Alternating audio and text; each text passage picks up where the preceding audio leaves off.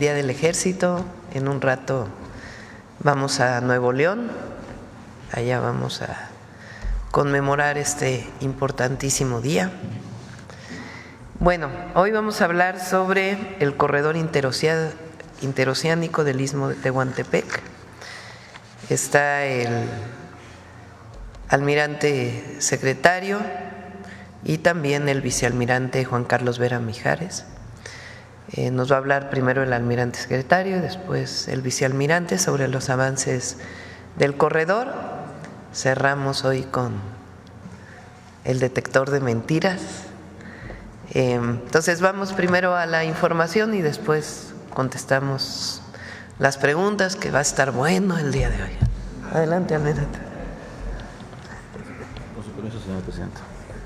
Muy buenos días a todas y a todos. El día de hoy vamos a presentar los avances del corredor interoceánico, que incluye la construcción y el mantenimiento de las vías férreas, principalmente la línea K, que va de Ixtepec a Ciudad Hidalgo, Chiapas, donde estamos dando prioridad la conexión hasta Tonalá y la conexión hacia Guatemala.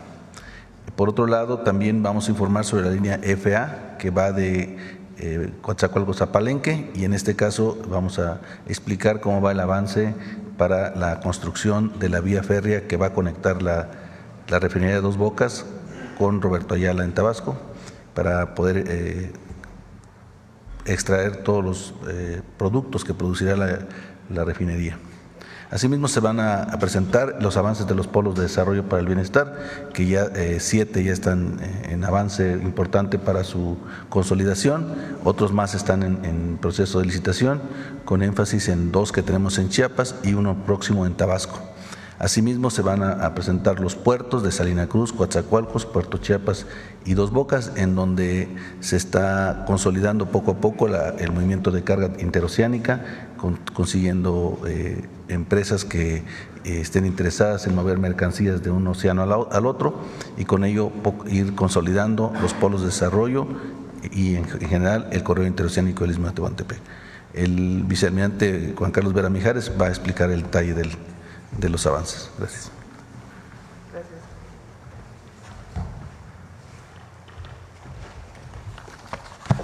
Con su permiso. Muy buenos días. A continuación, me permito presentar al pueblo de México los avances del proyecto del corredor interoceánico del Istmo de Tehuantepec. Soy el vicealmirante Juan Carlos Vera Mijares, director general del proyecto. La siguiente, por favor.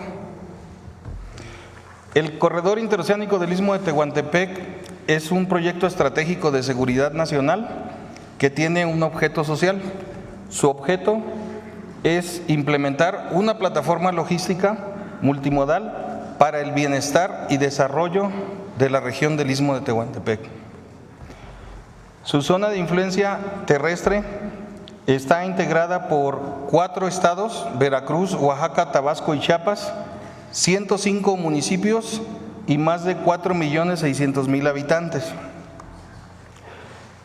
La zona marítimo-portuaria está comprendida por 4 puertos: el puerto de Coatzacoalcos, Veracruz; Salina Cruz, Oaxaca; el puerto de Dos Bocas, Tabasco; y Puerto Chiapas. Estos están unidos por 1.200 kilómetros de vía férrea que son operados por el ferrocarril del Istmo de Tehuantepec. Y dentro de la franja del Istmo se despliegan 10 polos de desarrollo para el bienestar. A su vez, en el estado de Tabasco, en la ciudad de Teapa, se está activando otro polo de desarrollo, y en el municipio de Tapachula otros 2 más. Pero lo más importante que tiene este proyecto es su zona de influencia de ultramar, que es la que permite la conexión de todos los puertos del mundo a través de los 2 océanos, el Océano Pacífico y el Océano Atlántico. Todo este sistema logístico está protegido por una brigada de infantería de marina desplegada a lo largo de todo el territorio en 22 unidades operativas, con más de 2.400 elementos. La siguiente, por favor. Con relación a los avances de obra de su rehabilitación, la línea Z es la que corre de la ciudad de Coatzacoalcos al puerto de Salina Cruz. Son 307 kilómetros, de los cuales fueron rehabilitados 210 kilómetros, con 82 puentes ferroviarios y 290 obras de drenaje. También 3 patios, como es Medias Aguas, Matías Romero y Ixtepec, y 7 laderos. Se encuentra 100% operativa desde su inauguración el 22 de diciembre del año 2023 y ha transportado más de 63,000 pasajeros y más de 316,000 toneladas de carga. La siguiente, por favor. La línea FA es la que corre de la ciudad de Coatzacoalcos a Palenque, Chiapas.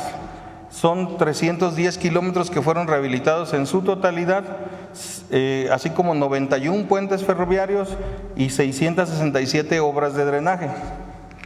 Se encuentra 100% operativa desde el 13 de septiembre del año pasado y ha transportado más de 19,000 pasajeros, más de 29,000 toneladas de carga, y se continúa en su proceso de rehabilitación para la construcción de 2 patios de trasvase en la estación Roberto Ayala en Huimanguillo y en Pacalná en el municipio de Palenque. También se están terminando 9 laderos, pero lo más importante es la vía de penetración que está próxima a iniciar su construcción en la estación de Roberto Ayala a 2 Bocas. La siguiente, por favor.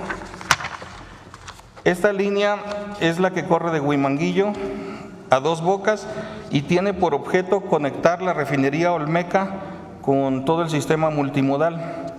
Se coordina con la Secretaría de Desarrollo Agrario, Territorial y Urbano y con el Gobierno de Tabasco la liberación del derecho de vía.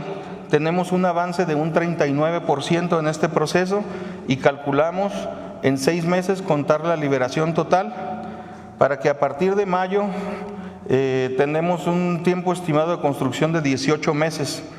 Estamos próximos a iniciar obra y se programa su término para el último trimestre del año 2026. La siguiente, por favor. La línea K es la línea más larga de todos. Esta línea conecta de la ciudad de Ixtepec, Oaxaca, a Ciudad Hidalgo, Chiapas. Se encuentra en proceso de rehabilitación en 459 kilómetros de vías, más de 427 puentes ferroviarios y más de 600 obras de drenaje. También se rehabilitan 14 estaciones. Es un trabajo bastante desafiante y principalmente hay que tener mucha precaución con las lluvias, la temporada de lluvias, por las zonas de inundación donde se encuentra. Se rehabilita por tramos. El tramo 1 se encuentra de Ciudad Ixtepec a Tonalá, es el más avanzado, tenemos un 87% de avance, y el tramo 2 va de Tonalá a la ciudad de Huixtla y el tramo 3 de Huixtla a la frontera de nuestro país. Tenemos un avance general de más del 65%. La fecha de término de toda la línea está programada para el segundo trimestre del próximo año. Sin embargo, ahorita próximamente para el mes de junio de este año estaremos poniendo en operación el tramo 1 hasta Tonalá para comenzar con el uso de la vía férrea y la comunicación industrial. La siguiente, por favor. El trazo original de la ciudad de Huixtla comprendía el cruce de 14 pasos a nivel. Partía la ciudad en 2 partes. Para evitar las afectaciones de la población, se está construyendo un viaducto elevado. Este viaducto es de 3 kilómetros y tiene un avance de más del 95%. Está programada su inauguración para abril del presente año. Este viaducto, al elevarse, liberó 80,000 metros cuadrados de un espacio público, en el cual se construye un parque lineal con andadores, espacios deportivos y de esparcimiento para las familias. La siguiente, por favor. A lo largo del istmo se cuenta con 10 polos de desarrollo para el bienestar, 4 en el estado de Veracruz, 6 en el estado de Oaxaca, de los cuales 8 han sido concesionados mediante licitación pública internacional. En Teapa, con el gobierno del apoyo a Tabasco, tenemos en proceso de donación un predio de 100 hectáreas, así como para ser habilitado y será licitado próximamente. De igual manera, en el municipio de Tapachula contamos con 2 predios que en el próximo mes de mayo entrarán a licitación pública internacional. La siguiente, por favor. Los polos de desarrollo de bienestar en Coatzacoalcos 1, Coatzacoalcos 2 y Salina Cruz tienen vocaciones industriales de distribución de vehículos y autopartes. Estos ya fueron licitados y concesionados a la empresa desarrolladora multimodal del Istmo. Tiene un 90% de avance en sus estudios y un avance comercial significativo. La siguiente, por favor. Los polos de desarrollo de Texistepec, San Juan Evangelista, Matías Romero y Santa María Mixtequilla tienen vocaciones agroindustriales, dispositivos médicos, farmacéuticos y metales. Ya fueron licitados y están concesionados a empresas nacionales que se llaman Proistmo y Profarmax. Los concesionarios desarrolladores cuentan con incentivos fiscales para impulsar inversión nacional y extranjera. La siguiente, por favor. El Polo de Desarrollo de Asunción Ixtaltepec en Chivela fue entregado el 31 de enero del presente año a la empresa Marsal. Esta empresa es especializada en reciclaje de aluminio de alta calidad. Así como el Polo de Desarrollo para el Bienestar de Ixtepec tiene una vocación de producción de energía verde. Se encuentra en la etapa de asambleas públicas y consulta indígena para llevar el debido proceso. A la vez, estas industrias anclas permiten el desarrollo y el bienestar de la ciencia y tecnología en la región. Se trabaja con la Asociación Nacional de Universidades e Institutos de Educación Superior para impulsar la educación, la capacitación en la región con infraestructura adecuada que permita a los jóvenes el desarrollo y el bienestar de nuestra nación. La siguiente, por favor. En diciembre del año pasado se determinó la factibilidad del Polo de Desarrollo en Teapa, Tabasco. Ahora estamos en proceso de donación, como les había mencionado. En el municipio de Tapachula tenemos 2 predios con vocaciones agroindustriales y farmacéuticas que cumplen requisitos y serán próximamente licitados. El Polo de Desarrollo de San Blas Atempa cuenta con más de 300 hectáreas y con múltiples facilidades logísticas de vocación agroindustrial y metalúrgica. Se encuentra en proceso de licitación hasta el día 24 del presente mes. Se trabaja de manera conjunta con las autoridades federales y locales para cumplir los debidos procesos y apoyar los programas de trabajo de estos importantes proyectos. La siguiente, por favor. El puerto de Salina Cruz se está modernizando. Cuenta con una terminal de usos múltiples, con un crecimiento progresivo en movimiento de carga general, graneles agroalimentarios y minerales e hidrocarburos. Cuenta con un puerto de altura también para buques de mayor calado del mundo y está destinado para terminales especializadas en contenedores en un mediano y corto plazo. La siguiente, por favor. El puerto de Coatzacoalcos también se está modernizando para incrementar sus capacidades. Su recinto portuario de Coatzacoalcos tiene un muelle de 2 kilómetros, del cual el tramo 5 fue concesionado al Consorcio Terminales del Istmo de Salina Cruz, Coatzacoalcos, para la operación del cruce interoceánico de mercancías contenerizadas. Opera carga general, graneles e hidrocarburos y se prepara para el cruce interoceánico de automóviles y mercancía contenerizada. La siguiente, por favor. Próximamente se llevará a cabo una prueba piloto para un cruce interoceánico de automóviles a través de los servicios que ofrece la plataforma logística multimodal. Participarán buques portacarros, denominados Car Carrier, de más de 200 metros de eslora. También equipo ferroviario especializado, denominado Supermax, operados por el ferrocarril del Istmo de Tehuantepec. La siguiente, por favor. Muchas gracias.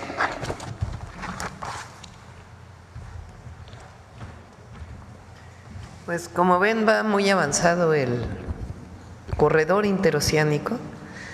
No solamente es el cruce del Pacífico al Atlántico o viceversa, del Golfo al Pacífico, con el tren principal de la línea Z, sino que tiene una línea que va a conectar al Tren Maya para carga, otra línea que va a Dos Bocas, en Paraíso, Tabasco, donde está la refinería Olmeca, y otra línea que va muy avanzada también, que va a Chiapas, a Ciudad Hidalgo. Se conecta, como bien comentó la Marina, con 4 puertos y hay más de 10 polos del bienestar que van avanzando. Entonces va muy bien el tren interoceánico, ya muy pronto estaremos inaugurando partes distintas de este tren que estará listo, pensamos en el primer semestre del 26, ¿no? Completamente listo y operando al 100%, incluida una parte muy importante del puerto de Salina Cruz. Bueno, esta es la información del día de hoy. A ver, vamos por aquí, que desde hace rato hay varios días que… 3 días. La tercera es vencida, ¿no? La tercera es la vencida. Sí, bueno. Buenos días, Presidenta. ¿Cómo estás? Bien, gracias. Me llamo Enrique Brandao Johnson, yo soy de Suecia, periodista, soy corresponsal en América Latina de Dagens Nyheter, que significa Diario de Noticias, que es el periódico más grande de Suecia y Escandinavia. Yo vivo en Brasil y por eso yo hablo portuñol así, pero espero que me entienda. Hace 4 años asistí la mañanera aquí con López Obrador y preguntéle así, ¿cuál es la relación de él con Trump? Ahora quería saber cómo es su relación con el presidente de Estados Unidos, porque quiero saber así, cómo su encuentra el balance entre defender al pueblo mexicano, pero al mismo tiempo mantener una relación buena con el gobierno de Trump. México y Estados Unidos somos países vecinos y hay una larga historia de relación entre nuestros países, desde la invasión estadounidense que se llevó la mitad de nuestro territorio, hasta muchos otros episodios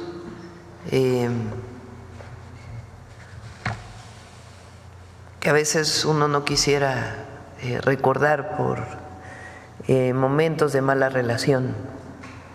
Pero también hay momentos de buena relación en la historia de nuestros países.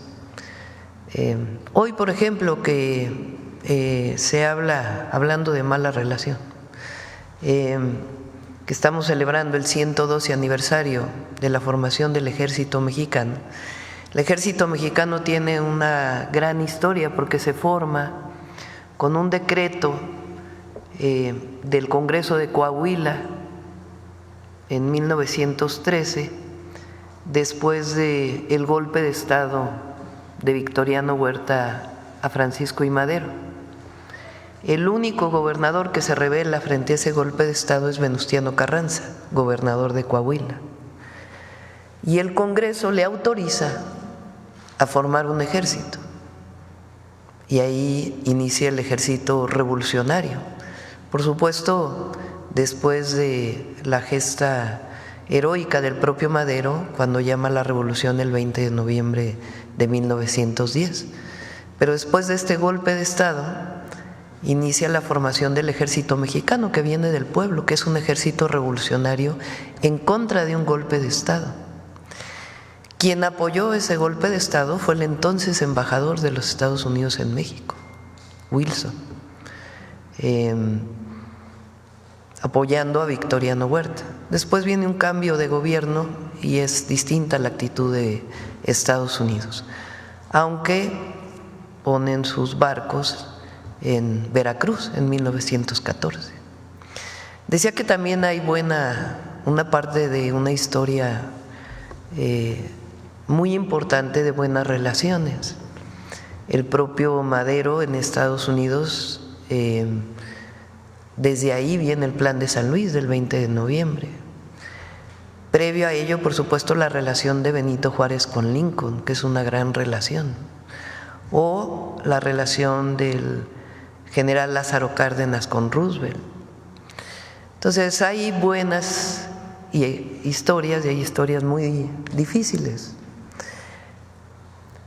Yo pienso que la relación del presidente López Obrador con el presidente Trump fue un buen momento en la relación entre México y Estados Unidos, de mucho respeto del presidente Trump a México, después de momentos difíciles cuando quiso poner aranceles relacionado principalmente con el tema migratorio.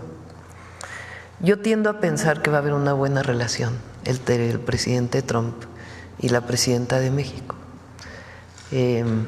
Somos dos países vecinos, no nos vamos a ir a ningún lado, somos socios comerciales y tenemos que hacer el mayor esfuerzo posible para tener una buena relación. Por supuesto que está en la definición de ambos países. En este momento estamos en un periodo pues de un proceso de pláticas, de negociación, frente a esta decisión unilateral de la posibilidad de poner aranceles a México, a pesar del tratado comercial que tenemos. De nuestra parte, nosotros tenemos que buscar hasta el límite de nuestra soberanía y de nuestros principios la mejor relación posible con los Estados Unidos, porque somos socios comerciales, porque hay una gran integración económica y porque además viven 39 millones de mexicanos en Estados Unidos, sea que hayan nacido de primera generación en México o que ya hayan nacido en Estados Unidos de segunda o tercera generación, pero que muchos de ellos tienen la ciudadanía mexicana y si no, hay una gran relación cultural y amistosa. Aprovecho de una vez que preguntas esto por este tema que salió en los medios ayer y hoy, de estos vuelos de drones, que por cierto, hay que decirlo, viene de una nota del New York Times, que después recupera CNN y otras agencias de noticias internacionales. En primer lugar, no hay nada ilegal. Lo que hay es una colaboración y una cooperación que tiene muchísimos años, no es de ahora.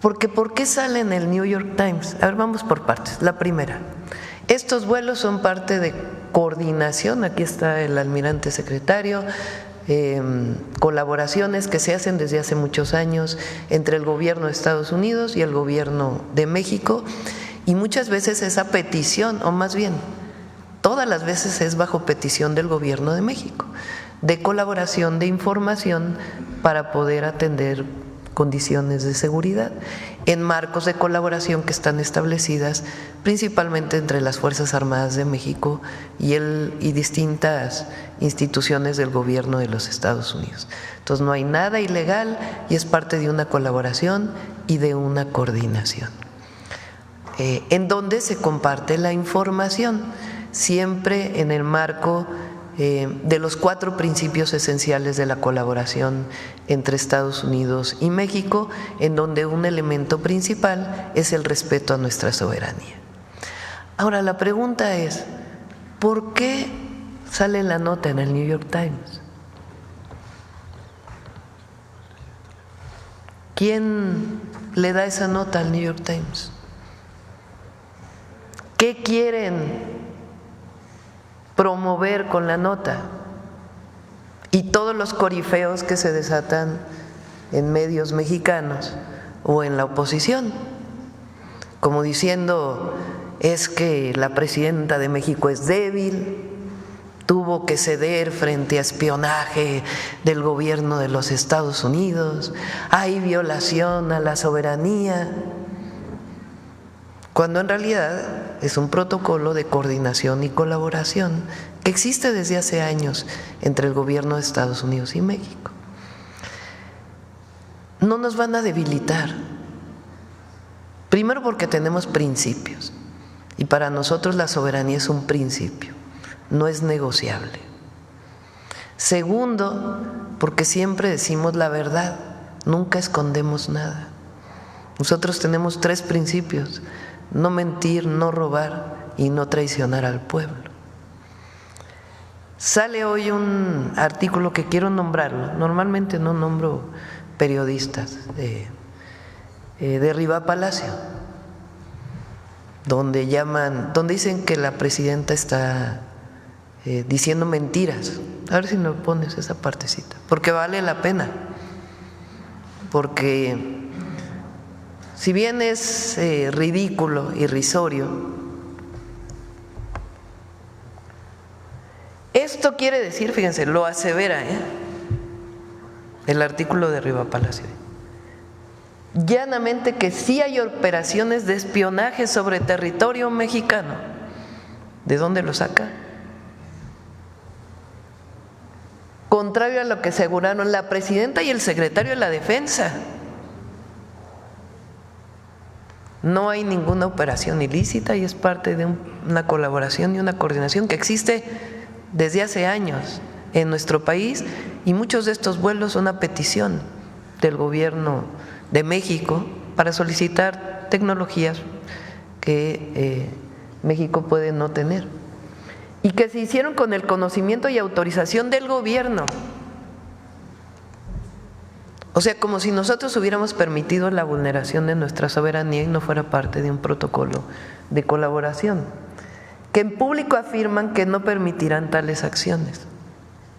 Pero todavía se atreve a decir, una vez más, como sucedió con la autorización para que cuerpos de élite de Marina entren a México a capacitar infantes de Marina mexicanos, si hay permiso, no hay violación a la soberanía, aunque deje expuesto un discurso mentiroso a los mexicanos.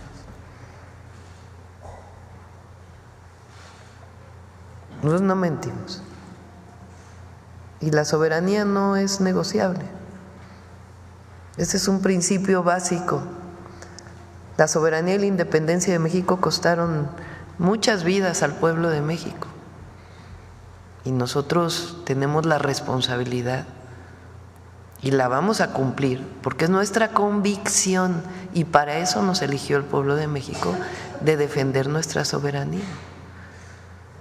Entonces, no hay absolutamente nada que ocultar, pero lo que vale la pena preguntarse es por qué sale el artículo en el New York Times, por qué todos estos… Entonces, ¿por qué tú piensas que salió esa nota en el New York Times? Pues porque quieren vulnerarnos, como si nosotros estuviéramos negociando la soberanía nacional. Jamás. Y no nos van a vulnerar porque el pueblo de México y el gobierno es uno solo. Aquí no hay divorcio. Y nosotros no mentimos nunca. Sí, pero hay tantas amenazas de Trump. Así, él quiere deportar miles de mexicanos, tarifas, aranceles, y también una amenaza de colocar soldados americanos en territorio mexicano. ¿Tú no tienes miedo de Trump? No. ¿No? Tengo un pueblo que me respalda. Cuando uno tiene la certeza y la convicción y sabe cuáles son sus principios, ¿por qué uno va a tener miedo? Pero además,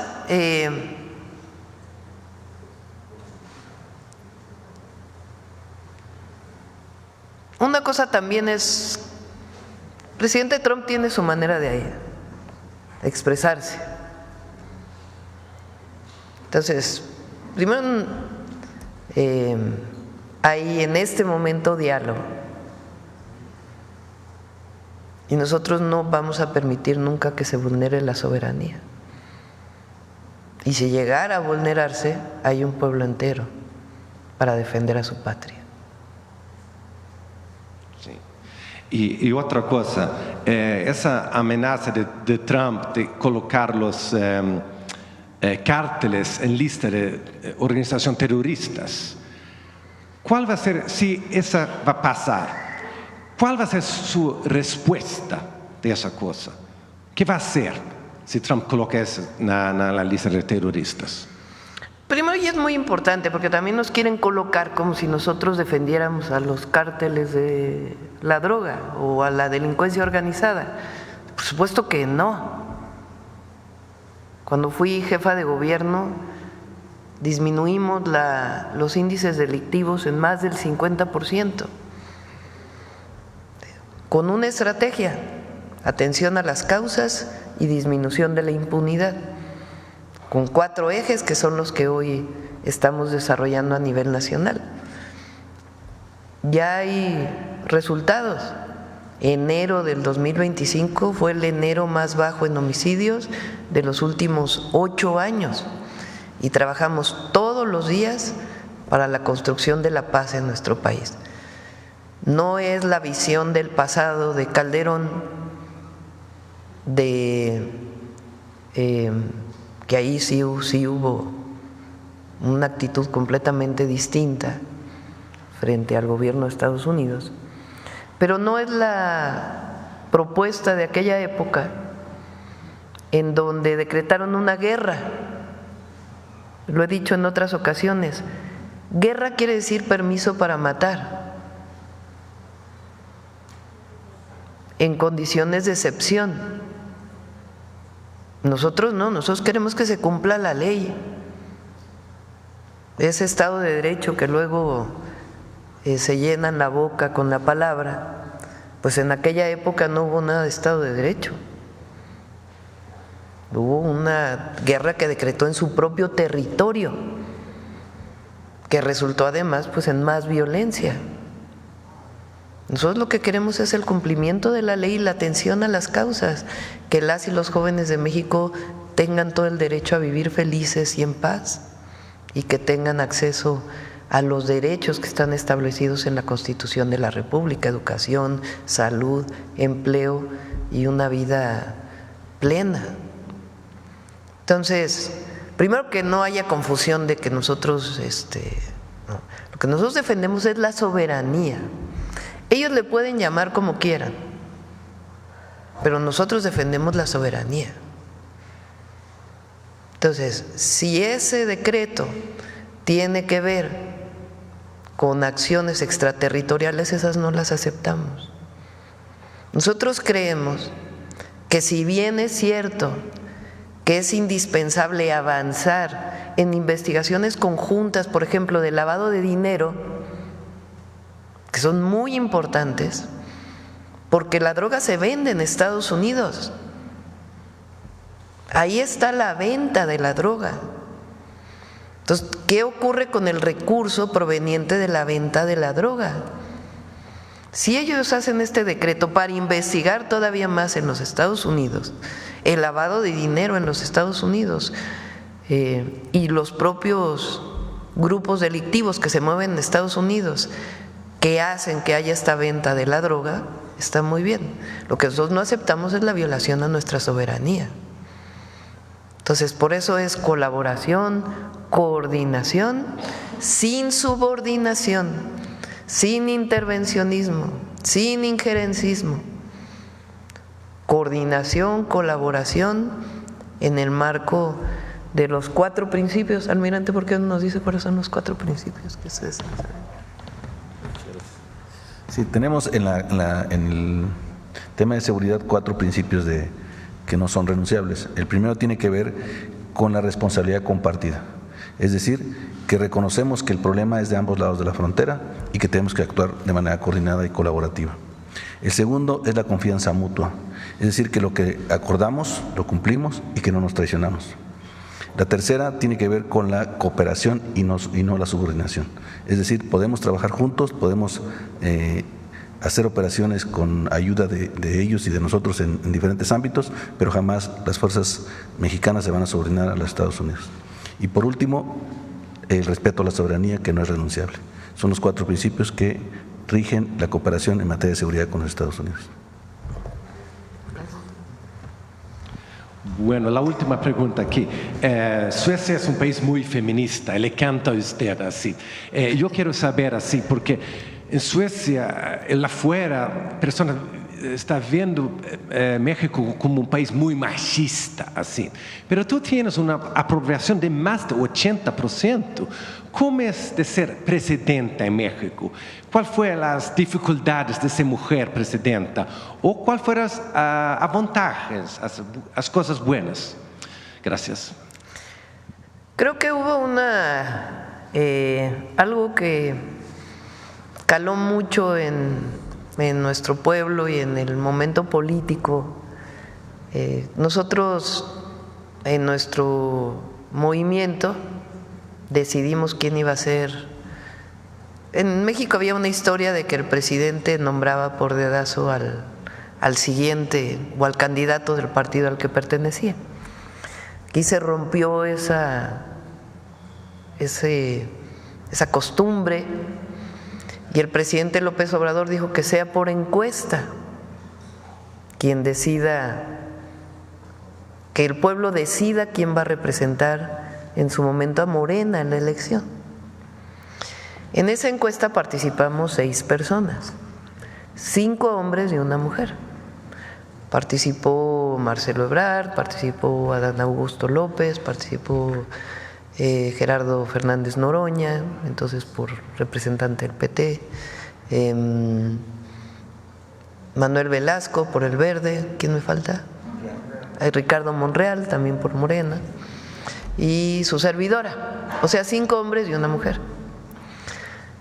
En ese momento yo salí del gobierno de la Ciudad de México y recorrimos el país los 6, cada uno por nuestra cuenta. Y yo utilicé dos ejes centrales en mi recorrido por el país. El primero, debe continuar la transformación de México. El segundo, es tiempo de mujeres. Los dos fueron muy poderosos. Entonces, de 5 hombres y una mujer, salí arriba en las encuestas que se hicieron. Y creo yo que cuando utilicé es tiempo de mujeres, caló muy hondo no solo en las mujeres, sino en los hombres en nuestro país. Y eso es algo muy poderoso que se muestra hasta el día de hoy. Cuando salgo a territorio, pues nosotros hacemos giras los fines de semana. El entusiasmo, la alegría de las niñas, de las jóvenes, de las adultas, por tener por primera vez una mujer presidenta es enorme. Y además yo dije, no llego sola, no es que una mujer, a mí no me gusta esta idea de que una mujer rompió el techo de cristal porque parece que es el esfuerzo personal de una mujer por salir adelante, que siempre el esfuerzo personal cuenta, ¿no? Nadie lo minimiza, pero en realidad es la lucha de las mujeres mexicanas que permitieron que en mi persona se viera la primera mujer presidenta. Y por eso dije cuando llegué, es presidenta con A, y eso fue poderosísimo. Y también dije, no llego sola, llegamos todas las mujeres mexicanas a gobernar, y eso también es muy poderoso. Así que hay revolución de las conciencias en muchos sentidos. Hay revolución de las conciencias porque hay un pueblo que reconoce hoy su fuerza y su historia y que no va a permitir que haya regresiones. Y al mismo tiempo hay una revolución de las conciencias porque se está rompiendo un machismo histórico en nuestro país. Eso es lo que está viviendo México, por eso es tan fuerte. Muchas gracias. Sí. Buenos días, Presidenta. Gracias. Nancy Flores, de la revista Contralínea. Buenos días a todas y a todos.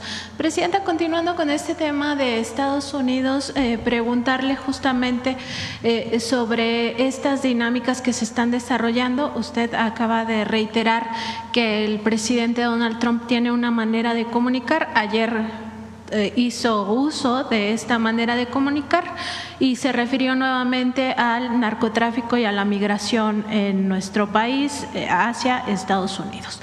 Lo que no vio es justamente esto que usted ha estado insistiendo también en estas conferencias matutinas, de que en Estados Unidos existe distribución de droga, lo que ya decía hace un momento, que esto significa que allá hay bandas delincuenciales que hacen esta distribución de estos opioides y que la crisis en gran parte se refiere al hecho de que Estados Unidos nunca ha combatido eso, no ha combatido tampoco el lavado de dinero en circuitos financieros, siempre acaba diciendo que el lavado de dinero se hace con traslado de maletas, lo cual sería absolutamente imposible, y le echa la culpa sobre todo a México.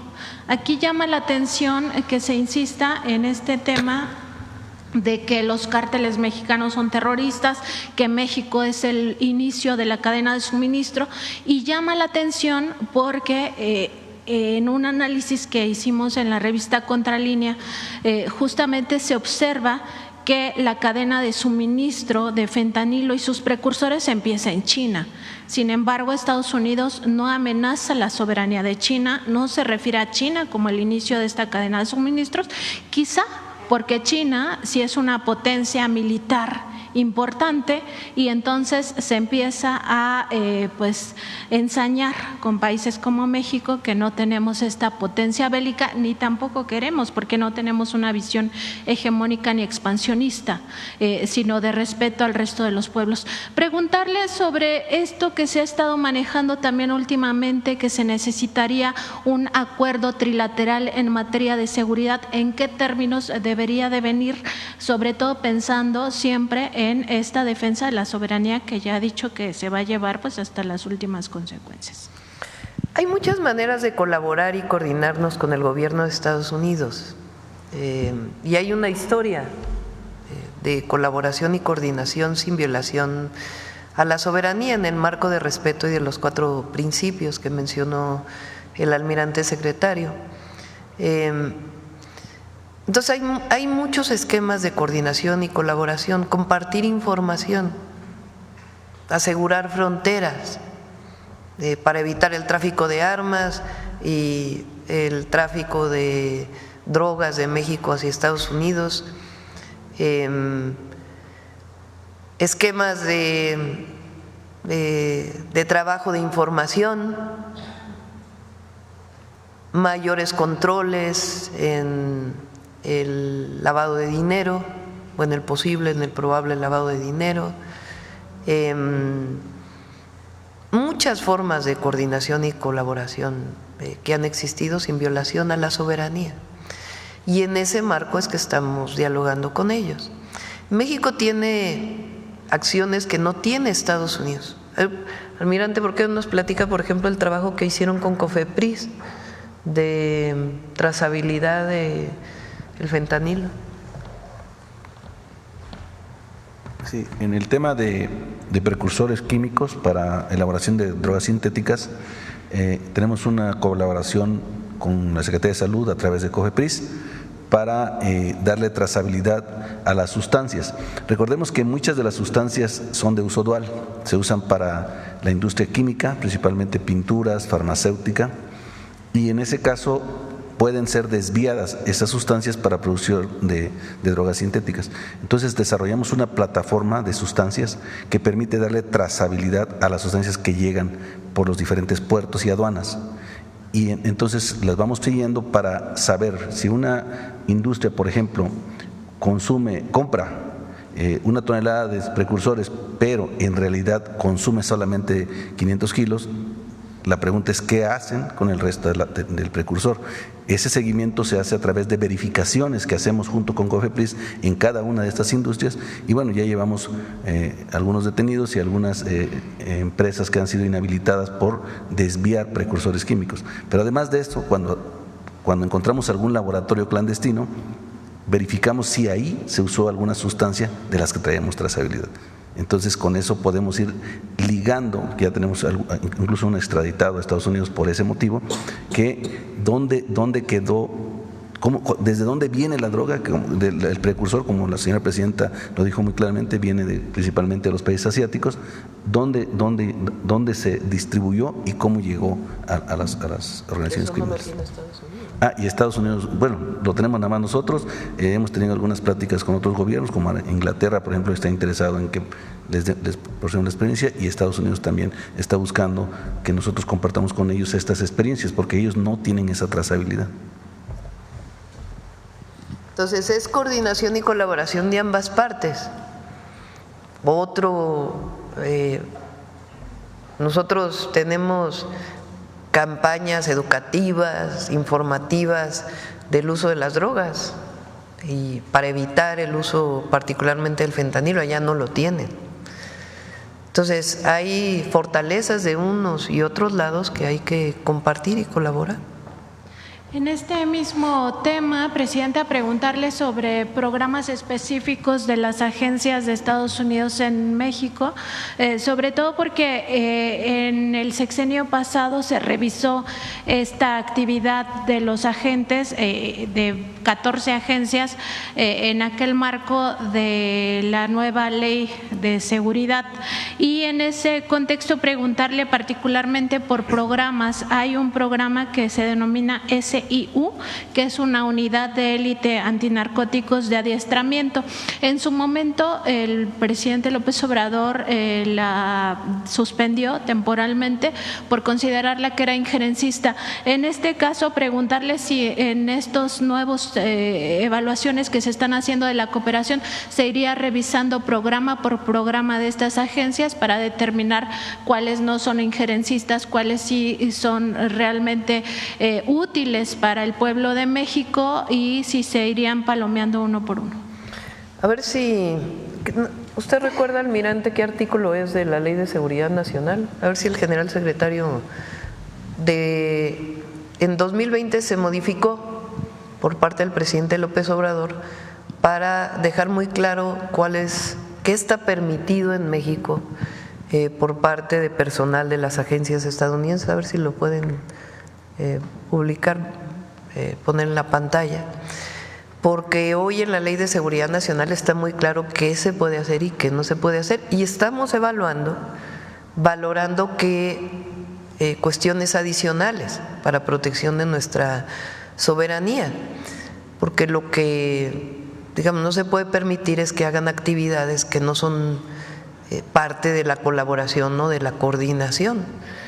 Entonces estamos en esta evaluación frente a este posible decreto de los cárteles o la delincuencia organizada, porque aquí le llamamos delincuencia organizada, así está tipificado en el Código Penal, de la delincuencia organizada como terrorismo. Entonces nosotros en nuestro marco jurídico tenemos que fortalecer nuestra soberanía para evitar que haya acciones que estén fuera del marco de la coordinación y la colaboración de nuestra propia Constitución y de nuestras leyes. Entonces en ese marco se revisa, se coordina y avanzamos, porque nosotros queremos avanzar en la construcción de un país todavía más en paz y en disminuir los índices delictivos. Y como lo dije hace poco, nosotros no queremos que el fentanilo llegue a ningún lado. No solo no queremos que llegue a Estados Unidos, no queremos que llegue a ningún lado, a ningún joven, que no haya adicciones de esta droga tan terrible que provoca tantas adicciones y sobredosis. Nosotros no queremos que haya tráfico de fentanilo, evidentemente ilegal. Entonces, en ese marco, toda la coordinación que sea necesaria y la colaboración. Presidente, y también en el tema de migración hizo una referencia ayer el presidente Donald Trump a que México tenía fronteras abiertas, lo cual claramente pues no es compatible con la realidad. Más allá de esto, preguntarle si su administración tiene registros de cuántos mexicanos migran a Estados Unidos, y hubo una disminución, porque la hipótesis es que justamente con los programas del bienestar que se implementaron desde el sexenio pasado, y también con el tema de la recuperación gradual del salario mínimo, que ya estamos en términos distintos a lo que estábamos antes, y la generación de empleo digno, pues estos índices de migración de mexicanos hacia Estados Unidos indocumentados pues sería mucho menor que en los momentos más críticos del neoliberalismo. Preguntarle si algún servidor público de su gabinete pudiera venirnos a explicar este punto y si se cuentan con esos registros. Sí, cómo no. Tanto la Secretaria de Gobernación como el Secretario de Relaciones Exteriores. Belmont, a ver si tienen por ahí la gráfica que presentaron hoy en el gabinete de los encuentros de CBP, para que vean la disminución tan importante que ha habido. Ahí les dejo de tarea las dos cosas, la Ley de Seguridad Nacional y la gráfica, por favor. Por último, Presidenta, en días recientes el expresidente Felipe Calderón pues dio una entrevista a un programa no periodístico, un programa de los espectáculos, justamente para hablar de que él nunca robó, ¿no? Y también que seguramente anda muy activo Calderón, sí. Ya como que debería dedicarse a ser expresidente. Ajá. Y en esa misma entrevista, pues también dijo que seguramente algunos de sus colaboradores lo habían traicionado. Por supuesto que no se refirió al tema de Genaro García Luna y los nexos con el cártel de Sinaloa, en un momento en el cual García Luna fue el brazo derecho de este expresidente para la guerra contra el narcotráfico, ni tampoco se refirió a lo que ya conocemos, muchas estafas. La Suavicrema, como se le conoce a la Estela de Luz, es uno de los ejemplos de esto. En contralínea, pues no solo documentamos el robo de la presidencia de la República, porque eso también se cuenta como un robo y lo hizo en 2006, sino también otros elementos a partir de informaciones generadas por la Unidad de Inteligencia Financiera. Por ejemplo, que su fortuna, la fortuna de Felipe Calderón, aumentó 87 millones los 5 años posteriores a su salida de la presidencia y que mucho de ese recurso lo obtuvo a través de asociaciones civiles. Entre ellas, bueno, algunos datos que nos parecen muy interesantes son que contratistas de petróleos mexicanos donaron millones de pesos a esas asociaciones civiles creadas por él y por su esposa. Y esto ocurrió una vez que él dejó el cargo, cuando sabemos que también otro antecedente no solo es que fue expresidente de la República, sino también exsecretario de Energía. Además, está relacionado con esa sociedad llamada ICUE Iberoamérica, radicada en el paraíso fiscal de Panamá, que se relaciona con el traslado de recursos del Infonavit, del que ya habíamos hecho la denuncia, que se había dado millones del Infonavit también a una cuenta de Felipe Calderón por esta intermediación de Iberoamérica, y que movió 17 millones de pesos a través de tarjetas de crédito en un periodo de 2 años. Entonces, preguntarle, Presidenta, por este cinismo del expresidente Felipe Calderón. Muchas gracias. Llama la atención, ¿no? ¿Por qué tan activo? Incluso en la entrevista habla de cómo fue que él fue viendo cómo venían los resultados del INE en el 2006, cuando en el 2006, en la campaña del 2006, cuando el presidente López Obrador fue jefe de gobierno, fui secretaria de Medio Ambiente y además me tocó coordinar la construcción de los segundos pisos y del Metrobús, la primera línea del Metrobús. Cuando después del desafuero y aquella lucha tan importante que dio el pueblo de México en la defensa del entonces jefe de gobierno, cuando sale él ya a la campaña, pues habíamos muchos que dijimos, nos queremos ir con ustedes, señor. Y a mí me dijo, no, quédate a terminar el segundo piso, que hay que terminar. Cuando terminamos el segundo piso, entonces me buscó, me llamó para que fuera su vocera. En los medios no había redes sociales, pero eran principalmente los medios de comunicación, radio, televisión. Y venía justo pues toda la campaña del peligro para México.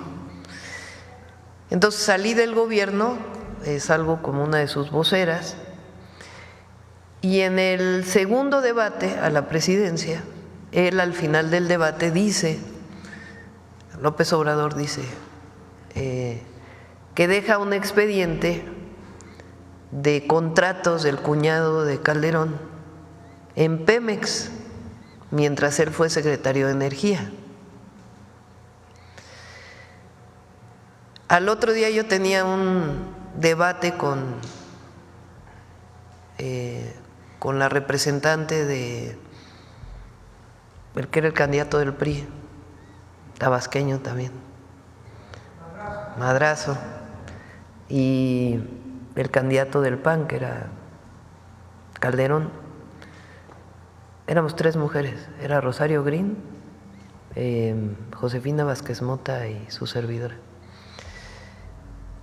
Y entonces llevé el expediente y ahí mostramos cómo Hildebrando Zavala hizo contratos en Pemex mientras él era secretario de Energía.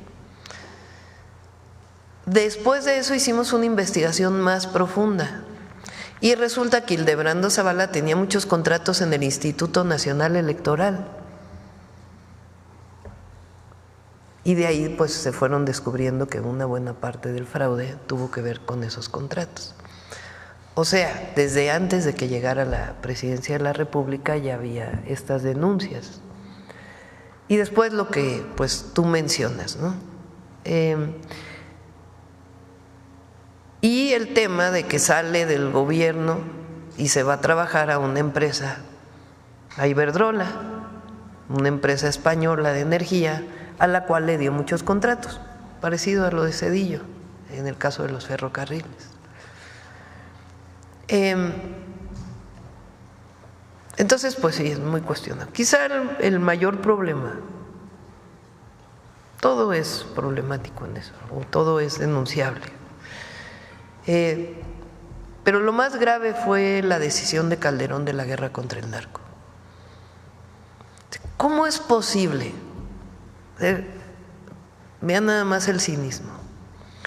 Que la Casa Blanca pone en su tuit o en X como demostración del vínculo del gobierno con el narco, la detención de García Luna, ahora.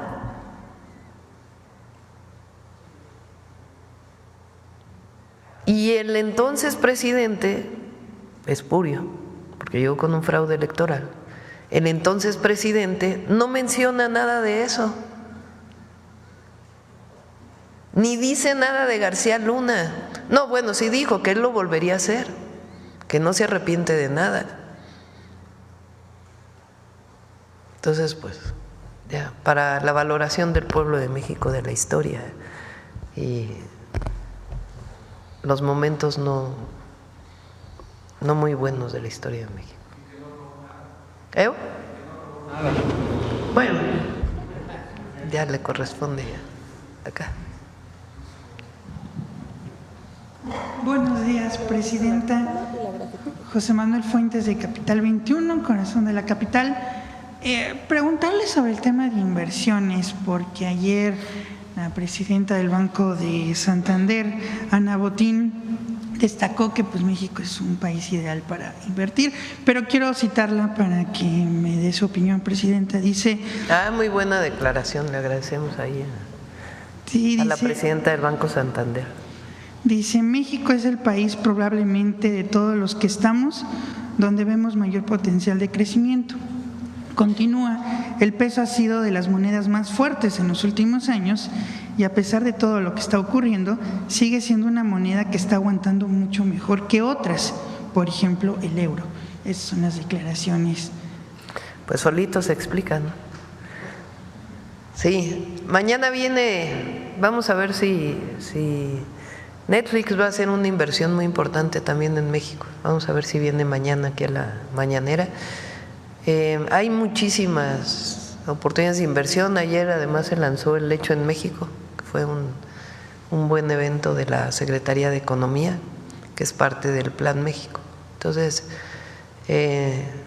todos los días trabajamos por el país. Gracias, presidenta. También en otro tema que tiene que ver con vivienda, en la cuestión de la capital, la jefa de gobierno, Clara Brugada, pues continúa con la política de vivienda que usted dejó como jefa de gobierno. La jefa de gobierno dijo que en este año pues se tiene planeado la construcción de 5,000 viviendas. También se va a invertir en este rubro 9,000 millones de pesos. También mencionaba de que en adelante ya no se va a poder construir ni una vivienda en cerros y en zonas verdes o en zonas de conservación. Preguntarle cómo va a ayudar su gobierno para esta situación, porque como bien dije ahorita, cuando usted era jefa de gobierno, pues se enfrentó al cártel inmobiliario, que pues ya le habían echado un ojo al bosque de Chapultepec, que es una zona muy rica, y que ya querían hacer un desarrollo inmobiliario, presidente. Es muy buena jefa de gobierno, Clara. Es una mujer honesta, hiperactiva, que quiere mucho la ciudad, la conoce y está haciendo un excelente trabajo. Y colaboramos con ella en muchos temas, tema de vivienda. Vamos a terminar la línea 12 hacia el poniente, que es un pendiente que se quedó ahí desde hace muchos años. Se va a terminar el Insurgente hasta Observatorio. Hay algunos pendientes en la 4ª sección del bosque de Chapultepec. Vamos a hacer este año juntas el cablebús de Tlalpan, que esa fue un pendiente mío desde que fui delegada de Tlalpan. Lo vamos a cumplir ahora, y ella también trae otros proyectos de cablebuses, de utopías. Muy buena jefa de gobierno. Por último, presidenta, aprovechando que está el secretario de Marina, el almirante, preguntarle sobre un cuestionamiento que yo hice hace unas semanas sobre la isla Bermeja. De esta isla, ¿qué pasó con ella? Algunos dicen que es fantasma, que no existió, algunos dicen que sí. Entonces, preguntarle sobre este tema. Ahorita que Donald Trump está hablando mucho del Golfo de México, es un tema también que sale a colisión. Almirante. Bueno, se hicieron amplios estudios sobre la isla Bermeja. Sí, hay una cartografía muy antigua que mencionaba que había una isla ahí, pero parece ser que fue Cuando las primeras cartografías se empezaron a desarrollar, pues no habían los instrumentos ni los medios de posicionamiento que tenemos ahora. Cuando salió este boom de la isla Bermeja por el tema de las zonas petroleras del Alto Golfo de México, se hizo una investigación muy completa, no nada más por la Secretaría de Marina, participó principalmente la Universidad Nacional Autónoma de México con el buque el Justo Sierra y el Puma, los buques oceanográficos de la Marina, y se hicieron estudios incluso por medio de satélite, por todo, para encontrar esa famosa isla Bermeja, pero nunca se encontró y no hay indicios que haya existido. Muchas gracias, presidenta. Almirante. A ver, vamos a poner el artículo 71 de la...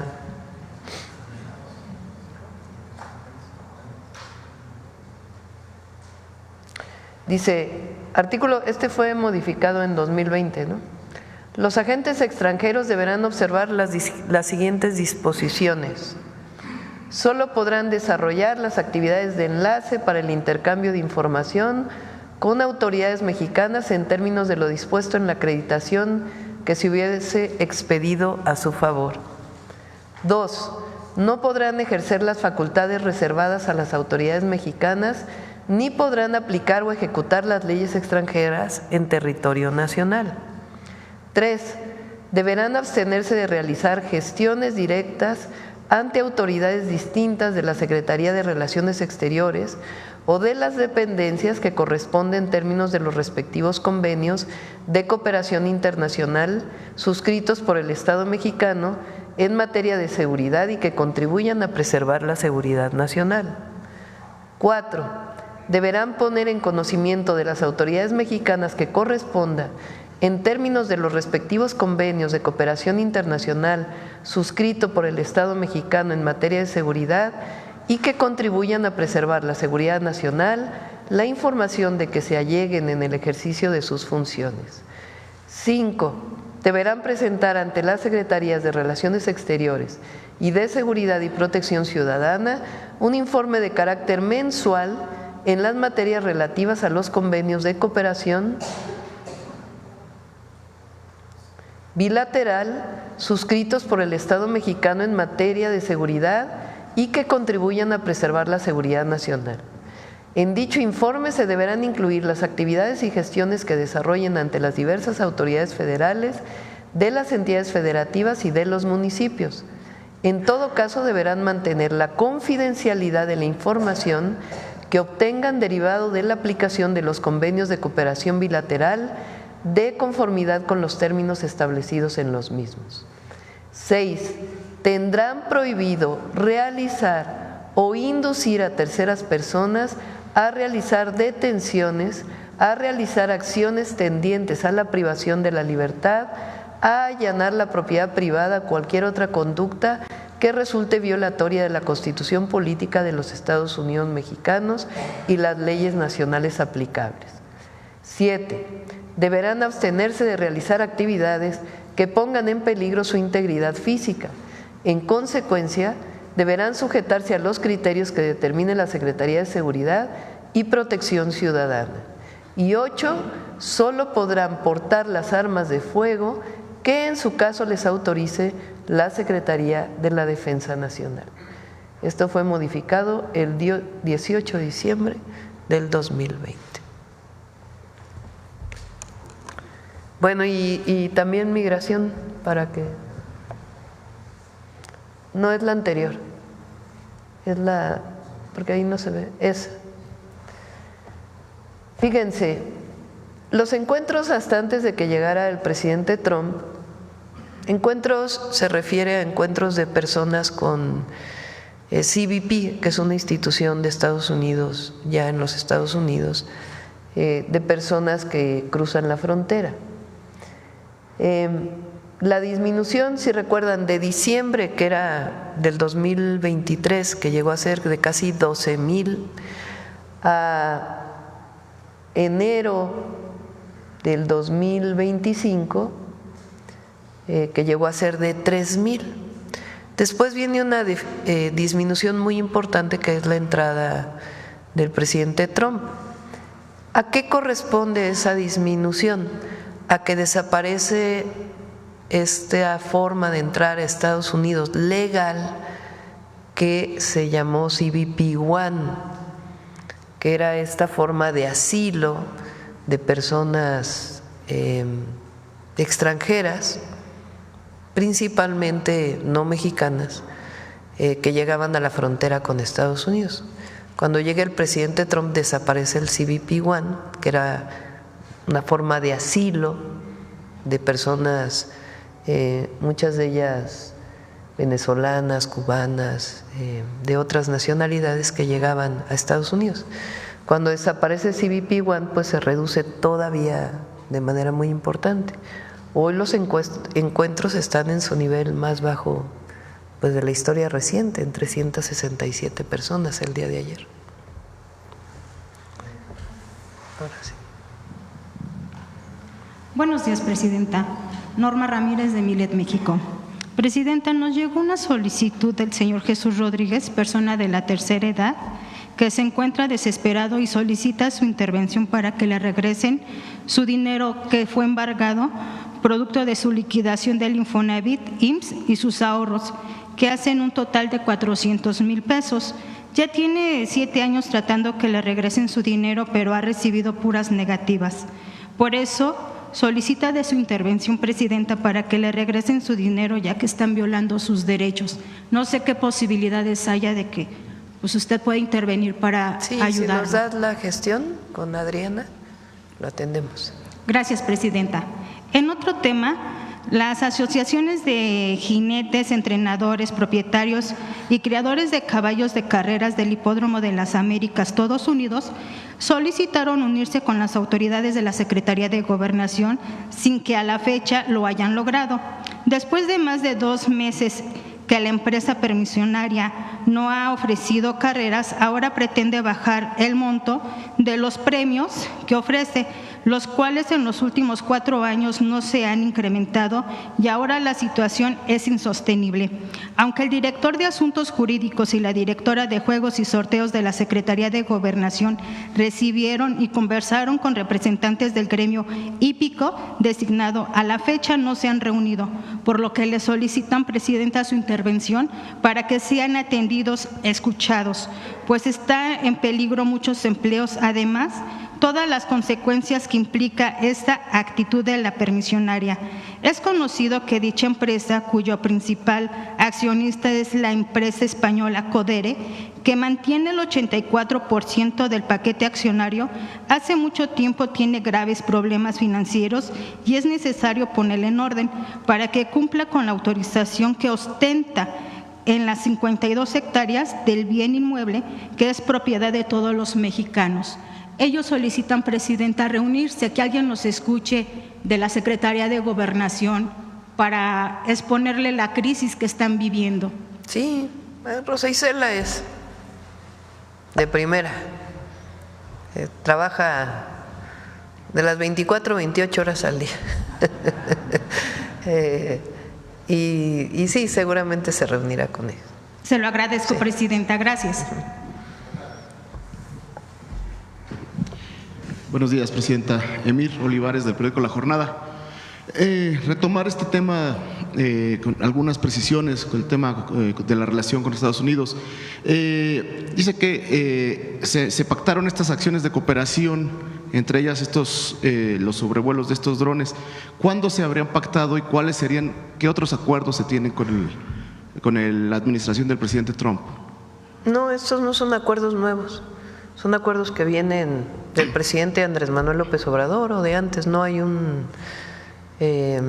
ha habido reuniones entre las instituciones, el Comando Norte se llama, ¿no? Con el secretario de la Sedena, con el secretario de Marina, pero no hay un acuerdo particular ahora, al revés. Estamos justamente en ese trabajo de qué acciones adicionales de coordinación y colaboración en el marco de nuestra Constitución y las leyes podemos seguir desarrollando, que nos ayudemos mutuamente. Pero no es esto de que supuestamente entramos ahora a una negociación particular. Es parte de las coordinaciones que hay. ¿Ya se tiene fecha para la reunión en el tema de seguridad, Presidenta? Hay conversaciones entre la Secretaría de Relaciones Exteriores y el Departamento de Estado de los Estados Unidos y siguen estas conversaciones. Ahora, usted hablaba hace un momento que quieren debilitarla. ¿A quiénes ubica como que quieren tienen este objetivo? O sea, ¿para qué sacan esta nota en el New York Times? Ustedes que son tan buenos reporteros. ¿Cuál es el objetivo?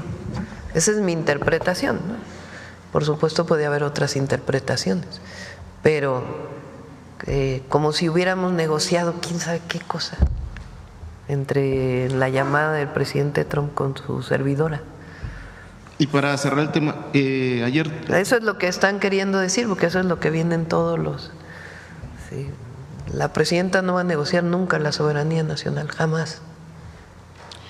Ayer el presidente Trump insistió en el asunto de que parte del país está bajo control de los cárteles. Estas afirmaciones, Presidenta, esta forma de comunicar del presidente Trump, no ponen o no afectan las negociaciones que se están dando en la materia de seguridad y en otros temas. No estamos de acuerdo, lo dije desde que la Casa Blanca sacó su comunicado el 20 de enero, creo que fue del propio 20 de enero. Hice un video, grabamos de que no aceptamos esa aseveración. Al mismo tiempo también dice que se lleva bien con México. Entonces, nosotros tenemos la obligación de buscar siempre un acuerdo con los Estados Unidos en el marco de nuestros principios y por supuesto de la Constitución de la República. Y cuando habla de que ofrece ayuda, ¿se aceptaría esta ayuda o es…? En el marco de la coordinación y la colaboración, sin violar nuestra soberanía.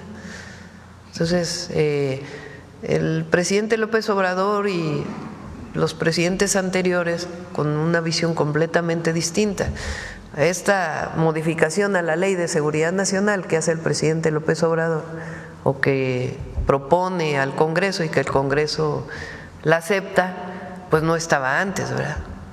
Entonces se ponen límites a la participación de las agencias en México y esos límites pues tienen que ver con los marcos de colaboración, de coordinación en el marco de nuestras leyes. Entonces, cuando dicen ayuda, pues es en el marco de la colaboración, de la cooperación y de los 4 principios que estableció claramente el almirante. Bueno, muchas gracias, presidente. Este tema, en cuanto a ayer se dio una polémica, pasando a otro tema, por la afiliación a Morena de varios personajes políticos, entre ellos el senador Miguel Ángel Yunes. Una respuesta inmediata de la gobernadora Nale de Veracruz. ¿Esto no afectaría la unidad del movimiento, presidenta? ¿Hasta dónde se puede o no? O ¿cómo se va a resolver? Pues tiene que resolverlo las instancias de Morena. Tiene una excelente presidenta Morena, Luisa María, el comité ejecutivo es buenísimo, tienen sus propias instancias de honestidad, de justicia para dirimir cualquier problema que haya interno. Entonces, Morena es un partido muy fuerte, muy sólido, no creo. Y bueno, pues tiene que resolverse este tema, ¿verdad? Porque pues sí hay distintas opiniones. ¿Usted cuál es su opinión de estas afiliaciones, presidente? Se lo dejo a la presidenta de Morena. Yo creo que a mí me toca desde la presidencia fortalecer a nuestro movimiento y que no se entienda nuestro movimiento como un partido político, porque eso evidentemente no, sino lo que representa nuestro gobierno, que finalmente es el anhelo del pueblo de México por la justicia. A quien está hoy a cargo del partido le corresponde también mantener la unidad del partido y también los principios del partido. Entonces, pues ya ellos tendrán que decidirlo. Sí, pues tendrán que decidirse al interior. Miren qué bueno que haya debate. No hay pensamiento único al interior de Morena y eso también es bueno. Y que en todo caso haya debate y que se defina en esa discusión qué es lo que le conviene a Morena.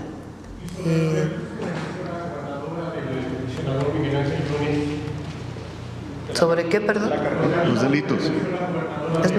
No escuché bien, discúlpame. Sobre los delitos que… Bueno, pues que se investigue, pues sí.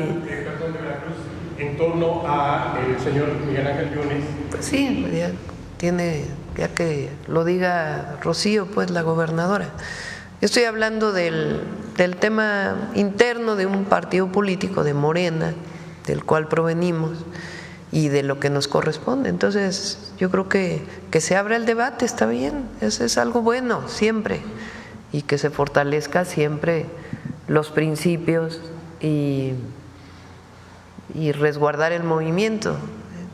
La política, decía el presidente, es principios y eficacia, ¿no? Lo dice en su libro también y fue parte de su conducta, y lo digo el presidente López Obrador, pues porque fue quien formó Morena, quien condujo durante años este movimiento. Los diputados locales recuerdan todos los ataques que hizo Yunes a funcionarios en la campaña, es lo que también ellos… Tienen que definirlo al interior de Morena, que haya debate interno y que resuelvan. No, yo el día por supuesto que pues es el partido del cual provengo, repito, tengo una responsabilidad de conservar el movimiento en términos de un proyecto de nación, pero ya no me corresponde ser militante de Morena. De hecho, la última vez que estuve en el Consejo Nacional de Morena, pues puse licencia a mi militancia, porque así debe ser. Presidenta, y en otro tema, recientemente también en la jornada publicamos una serie de reportajes en torno a la situación en Oaxaca. Se habla de que el gobernador ha tomado o aplicado algunas medidas impopulares, la misma ciudadanía se ha manifestado, hay incremento o reportan incremento de la delincuencia, desapariciones forzadas, feminicidios, casos de corrupción, falta de medicamentos. ¿Se ha tomado nota al respecto, Presidenta? ¿Hay alguna investigación al respecto? También se habla de esperar a la revocación de mandato y que el pueblo se exprese. Hay un movimiento ya esperando en ese sentido. ¿Qué opinión le merece y si ha tomado alguna nota al respecto de lo sucedido en Oaxaca? Pues, a ver, como gobierno de México le corresponde particularmente a la Secretaría de Gobernación cuando hay conflictos sociales, sea con el gobernador o no, apoyar para ayudar a resolverlos. Ya el propio tema del gobernador, pues que le corresponde, si hay alguna denuncia, pues que se presente, evidentemente. Y pues le corresponde al pueblo de Oaxaca. Esta idea de que del viejo prismo, de que la presidenta decide quién se queda y quién se va en los gobiernos estatales es muy equivocada. Sí, o que juzgue a los gobernadores o no, pues tengo mi opinión, evidentemente, pero nos corresponde gobernar para Oaxaca igual que gobierna el gobernador. Y si hay algún problema, si hay alguna denuncia, que se presente. Y si el problema es de gobernabilidad, de gobierno y demás, pues ahí está la Secretaría de Gobernación para ayudar a resolver los conflictos al gobernador. Si hay elementos, se indagaría, se iría a fondo, Presidenta. Pues quien tenga los elementos que presente la denuncia. Por eso digo, no nos corresponde a nosotros estar juzgando a los gobernadores. Trabajamos las 32 entidades de la República y la presidenta y su gabinete para fortalecer la gobernabilidad, la paz y el desarrollo con bienestar de nuestro país. Esa es nuestra obligación. Si hay algún problema con un gobernador o gobernadora, pues tiene que definirlo el propio pueblo, en este caso de Oaxaca, y si hay un problema relacionado con algún conflicto social o de otro tipo, pues interviene siempre para apoyar la Secretaría de Gobernación. Muchas gracias. Bueno, va la última pregunta porque hoy tenemos que irnos temprano allá a Nuevo León. Vamos por acá, a ver. Buenos días, Presidenta. Jordana González, de Ruido en la Red. Retomando el tema del lanzamiento de Hecho en México, se hablaba de que se llevará a la mesa de negociación en la que participará el secretario de Economía Marcelo Ebrard entre México y Estados Unidos. Preguntarle cuál es la importancia de que esta iniciativa se lleve a esta mesa de alto nivel.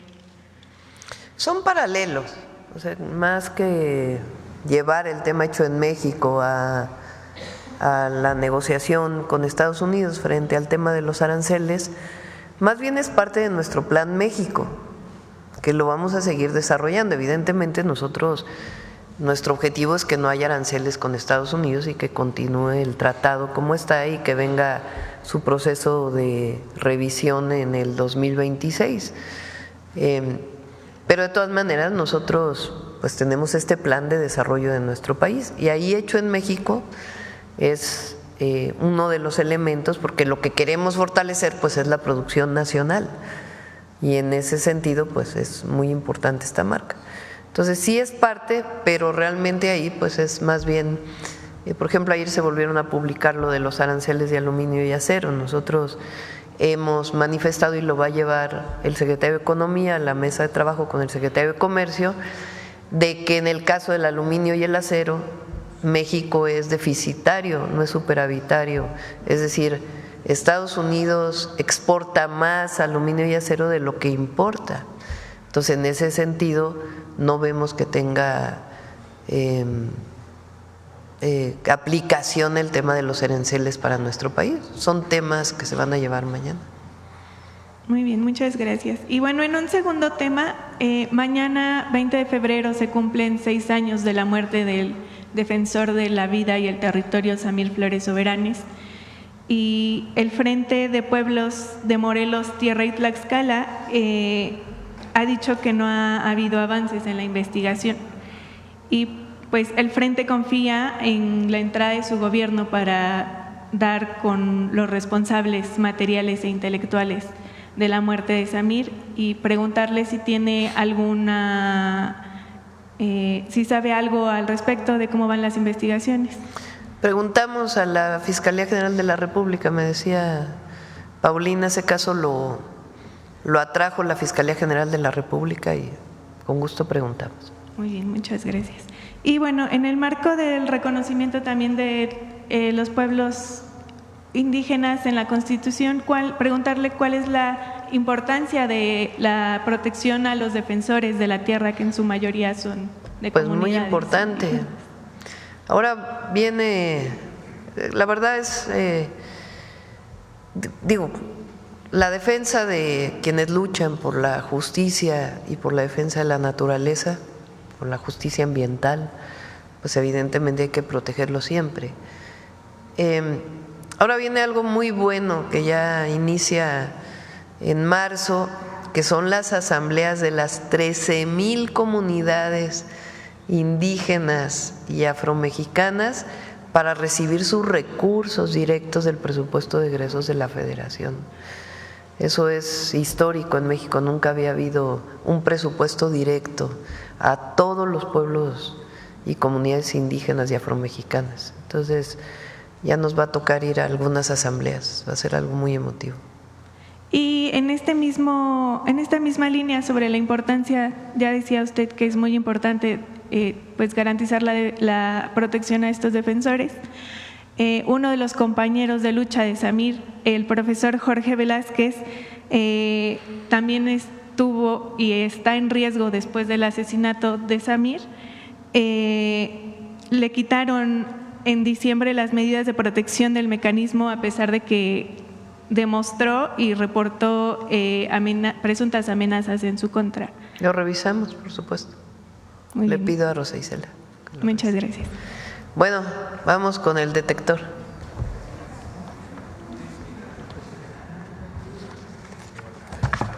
Con su permiso, Presidenta, buenos días a todas y todos. Comentaristas, medios de información y usuarios de redes sociales insisten en impulsar la narrativa injerencista de que el gobierno de Estados Unidos considera que el gobierno de México tiene relación con el crimen organizado y que las y los senadores autorizaron la entrada de fuerzas armadas de otro país para enfrentar a los cárteles. ¿Qué les motiva a mentir contra el gobierno de su patria? ¿Por qué quieren ver en México a fuerzas extranjeras como anhelaron quienes fueron a buscar a un príncipe austriaco para derrocar a la República e imponer un imperio? El fantasma del clasismo también recorre las redacciones y los foros de televisión disfrazado de meritocracia. La misma falacia que se utilizó durante el periodo neoliberal para negarle a las y los adolescentes el derecho a la educación media superior con un examen de admisión. Veamos el detector de mentiras de esta semana.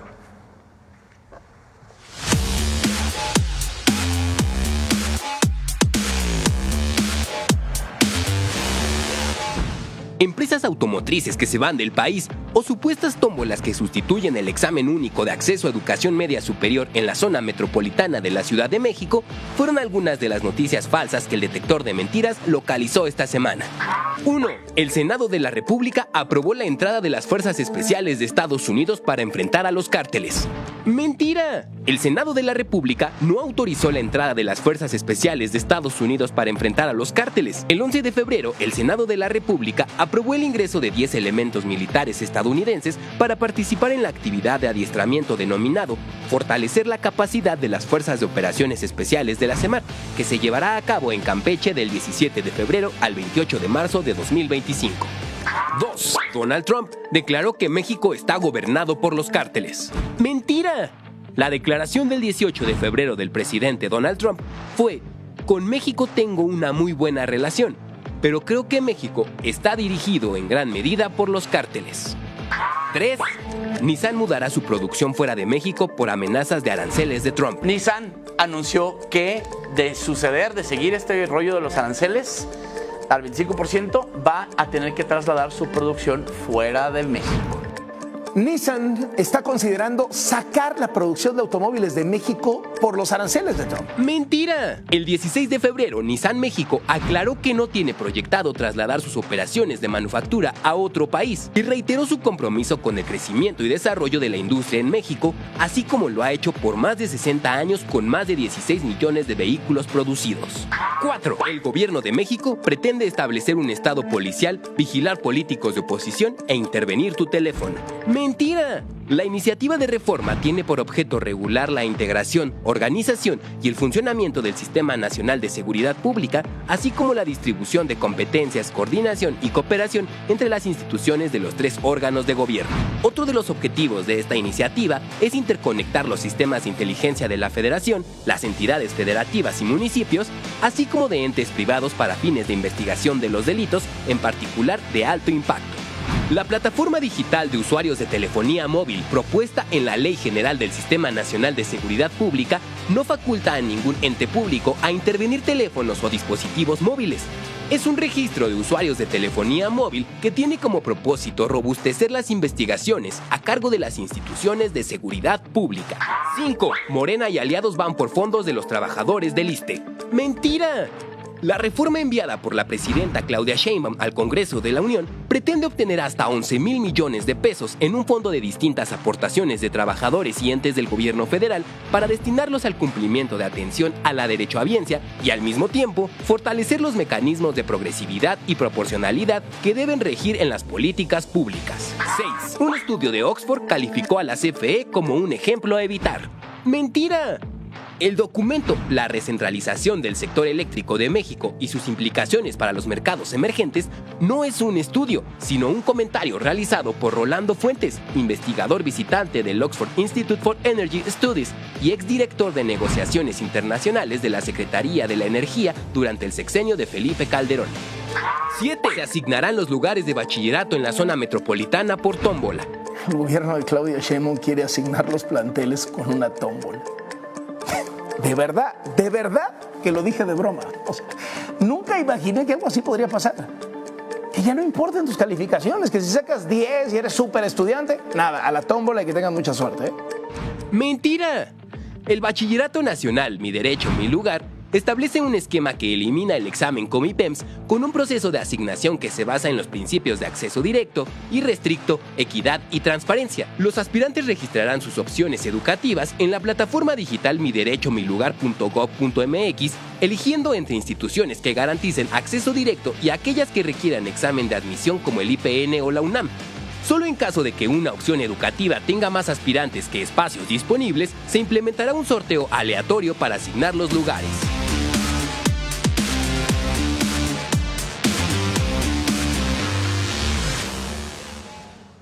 Gracias, Presidenta. Adiós. Gracias.